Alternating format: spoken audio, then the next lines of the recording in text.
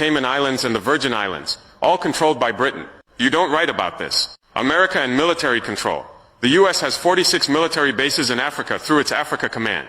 They say it's for security, but it's really about controlling our resources. Drones fly over our skies every day watching us. They say they're fighting terrorists, but they target leaders who stand up for Africa.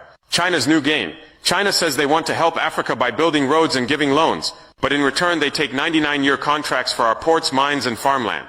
Countries like Sri Lanka and Zambia are now trapped in debt to China. Is this really win-win? You don't write about these things because you're not free. You're controlled by billionaires. Jeff Bezos owns the Washington Post. Rupert Murdoch controls Fox News, the Wall Street Journal, and the Times. Carlos Slim, a Mexican billionaire, is a major shareholder in the New York Times. These people didn't get rich by helping Africa. They got rich by exploiting places like Africa and Latin America.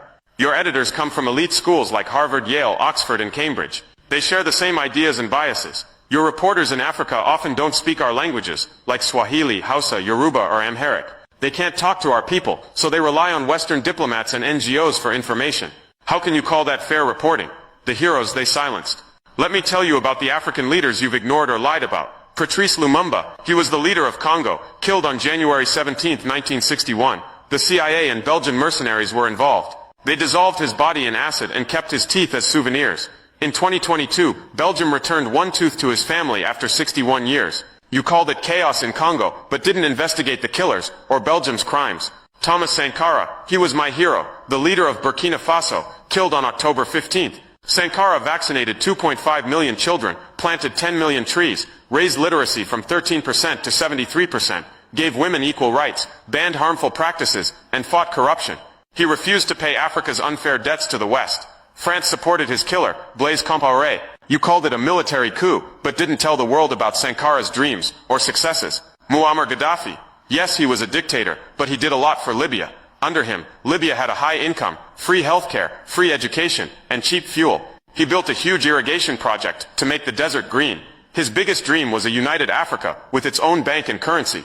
He was killed on October 20th, 2011, after NATO attacked Libya. Hillary Clinton laughed about it.